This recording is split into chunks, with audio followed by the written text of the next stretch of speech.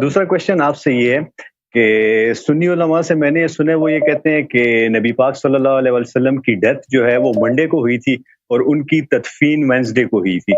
تو ان 3 دنوں میں کافی سارے صحابہ نے دور دور سے آ کر ان کا نماز جنازہ پڑھا تھا، جبکہ شیعہ علماء یہ کہتے ہیں کہ حضرت ابو بکر، عمر اور عثمان نبی کے جنازے میں شامل نہیں ہو سکے تھے کیونکہ وہ سقیفہ چلے گئے تھے خلیفہ کی سلیکشن کے لیے. تو اس میں کیا حقیقت ہے، اور کسی بک سے آپ اس کا حوالہ دے سکتے ہیں کہ مطلب یہ 3 خلفاء نبی پاک کے جنازے میں شریک تھے، حضرت ابو بکر، عمر اور عثمان، یہ یا نہیں کتاب تھے؟ ہے الکتاب المصنف فی الاحادیث والآثار ابن ابی شیبہ الکوفی، بخاری مسلم کا استاد، جز نمبر 7، جی چھاپ دار التاج. یہاں پہ آپ کو لے کے چلتے ہیں صفحہ نمبر 432 میں. جی معاف کیجیے گا، 432 کہاں سے گیا صفحہ؟ یہ صفحہ نمبر 432 ہے.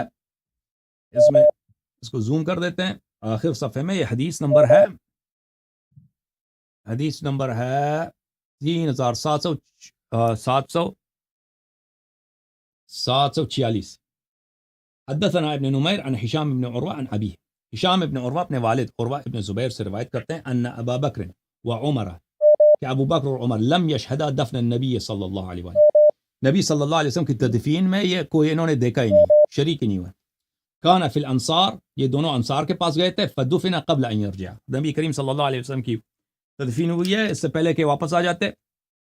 ان کی جو ہے کیا ہوا، ان کی دفن ہو گئے نبی کریم صلی اللہ علیہ وسلم. اب جو سند کیا ہے اس حدیث کی، سند یہ ہے میرے عزیز،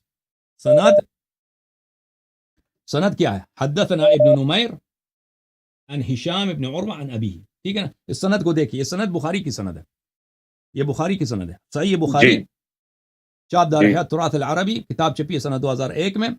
یہ حدیث ہے حدیث نمبر 336 کتاب التیمم میں، صفحہ نمبر 83 میں. حدثنا عبداللہ ابن نمیر،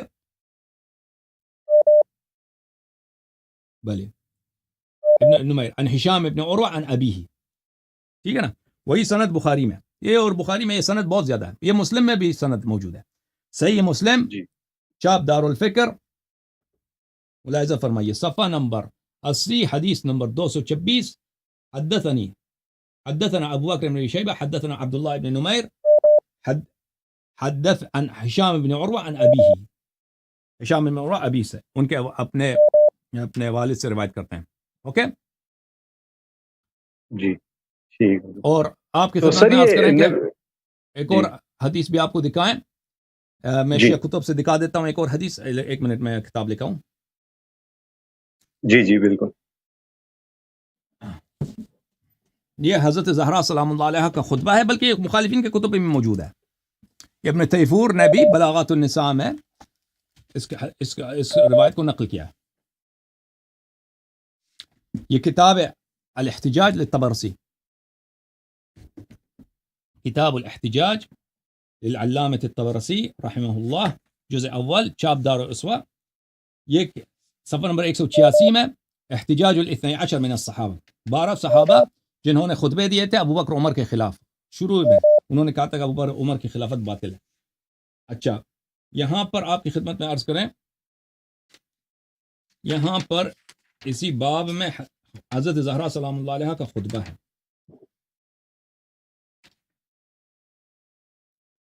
کچھ جملے ہیں. وخرجت فاطمہ بنت رسول اللہ صلی اللہ علیہ وآلہ وسلم الیہم صلی اللہ فوقفت علیہ خلف الباب. وسلم. حضرت فاطمہ زہرا سلام اللہ علیہ آ گئیں اور دروازے کے پیچھے کڑی ہو گئیں، اور انہوں نے کہا لا احد لی بقوم اسوأ محضرا منکم. یہ اس وقت کی بات ہے کہ ابو بکر کے خلافت کے دوسرے تیسرے دن کی بات ہے. کچھ صحابہ نے مخالفت کیا، بہت سارے 12 صحابہ، انہوں نے خطبے دیے ہیں، ابو بکر کو یاد دلایا ہے کہ آپ کا یہ حق نہیں بنتا کہ آپ خلیفہ کہلائیں. آپ سب نے بیعت کیا تھا غدیر خم میں، آپ لوگ اہل بیت علیہ السلام کی اتباع کریں، امیر المومنین علیہ السلام کی اتباع کریں. رسول پاک صلی اللہ علیہ وسلم نے کوئی عذر نہیں چھوڑا. تو اس وقت صحابہ کے جب یہ جو ہے یہ مسجد میں یہ باتیں ہوئی ہیں ابو بکر کی خلافت کے آغاز میں، اور ابو بکر کو یہ کہہ رہے تھے کہ آپ خلیفہ نہ بنیں، تو اس وقت حضرت زہرا سلام اللہ علیہ آئیں دروازے کے پیچھے. انہوں نے کہا لا احد لی بقوم اسوأ محضرا منکم. انہوں نے صحابہ سے خطاب کیا کہ آپ سے بدتر کسی قوم کو میں نہیں جانتی. اچھا، ترکتم رسول اللہ صلی اللہ علیہ وآلہ وسلم جنازۃ بین ایدینا، تم لوگوں نے رسول پاک صلی اللہ علیہ وسلم کے جنازے کو ہمارے درمیان ایسے میدان میں چھوڑ کے چلے گئے، وقطعتم امرکم فیما بینکم، اور آپس میں جا کر تم نے آپس میں سازش کی اور خلافت کو اپنے درمیان تم لوگوں نے تقسیم کر لی، ولم تؤمرونا، اور تم لوگوں نے جو ہمیں پیغمبر صلی اللہ علیہ وسلم نے آپ کا امیر بنایا تھا، ہماری امامت کو تم نے انکار کر دیا، ولم تروا لنا حقا، اور تم نے مسئلہ امامت و خلافت میں ہمارا کوئی حق، تم نے اس کو حق کو نہیں پہچانا، کأنکم لم تعلموا ما قال یوم غدیر خم، گویا کہ اصلاً پیغمبر صلی اللہ علیہ وسلم نے غدیر خم میں کچھ بولا ہی نہیں تھا، اور آپ لوگ غدیر خم میں نہیں تھے۔ واللہ لقد عقد له يومئذ الولاء ليقطع منكم بذلك منها الرجال، اللہ کی قسم اس دن رسول پاک صلی اللہ علیہ وآلہ وسلم نے امامت امیر المؤمنین علیہ السلام کو دیا تھا تاکہ آپ لوگوں کی امیدیں امامت سے کٹ جائیں اور آپ لوگ امامت سنبھالنے، حکومت سنبھالنے سے نا امید ہو جائیں۔ ولکنکم قطعتم الاسباب بینکم وبین نبیکم، لیکن تم لوگوں نے اپنا رشتہ رسول پاک صلی اللہ علیہ وسلم سے کاٹ دیا۔ واللہ حسیب بیننا وبینکم فی الدنیا والآخرہ، اور اللہ تعالی ہمارے اور آپ کے درمیان حساب لے گا دنیا میں بھی اور آخرت میں۔ تو اس میں بھی ہے کہ حضرت زہرا سلام اللہ علیہا نے شہادت دی ہے کہ ان لوگوں نے نبی کریم صلی اللہ علیہ وسلم کا جنازہ وہاں پہ چھوڑ کے چلے گئے تھے۔ اور مزید بولیں بھائی۔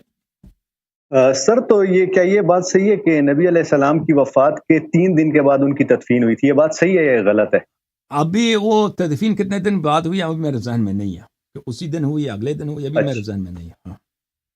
اچھا ٹھیک ہے سر، میرے مین یہی دو اور یہ کوئی ضروری نہیں ہے، جی۔ یہ کوئی ضروری نہیں ہے کہ اگر اسی دن ہوئی ہے تو یہ لوگ جنازے میں نہیں تھے، اگر اگلے دن ہوئی ہے تو یہ جنازے میں، کیونکہ یہ لوگ جا سکتے ہیں نا، کیونکہ حدیث کی سند تو صحیح ہے بشرط بخاری مسلم، جو میں نے حدیث آپ کو دکھائی ہے جی کہ یہ مثلا دوبارہ گئے تھے انصار کے پاس، تیسری دفعہ گئے تھے، جن کو حکومت ملتی ہے تو وہ لوگوں سے بہت ملتے ہیں، میٹنگ رکھتے ہیں نا۔ جی تو ہاں جی اچھا ٹھیک ہے سر، تھینک یو سر۔ آپ دوسروں کو باری دیں سر۔ ایک چھوٹی سی ایک بک کے حوالہ لینا تھا آپ سے، کوشچنز میرے یہی 2 تھے سر۔ یہ ایک یوٹیوبر ہے مہربان علی کے نام سے، وہ مولا علی علیہ السلام کے اقوال اور ان کی جو حکمت کی باتیں ہیں نا وہ شیئر کرتا رہتا ہے۔